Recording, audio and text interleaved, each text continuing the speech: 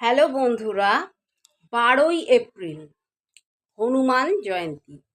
সেই দিনকে আমরা কি কাজ করলে আমাদের মনের ইচ্ছা পূর্ণ হবে?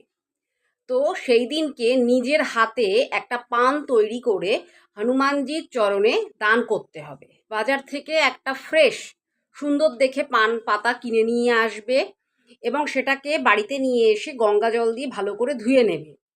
তারপর তাতে দুটো ফুলযুক্ত লবঙ্গ দেবে, দুটো এলাচ দেবে এবং একটা গোটা সুপুরি দেবে, দিয়ে ওটাকে মুড়বে। ঠিক আছে? আর লবঙ্গটাকে তুমি ওপরে গেঁথেও দিতে পারো।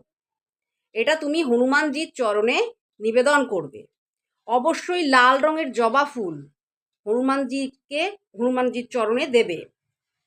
মেটে সিঁদুর হনুমানজির চরণে দান করবে এবং লাড্ডু হনুমানজিকে দিতে পারো।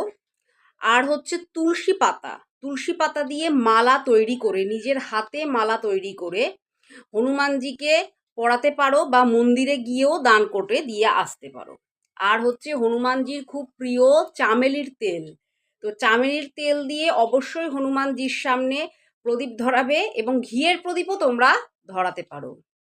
তো এই কাজগুলো করলে তো তোমাদের মনের ইচ্ছা পূর্ণ হবে হনুমান জয়ন্তীর দিন। প্রত্যেকে এটা করতে পারো।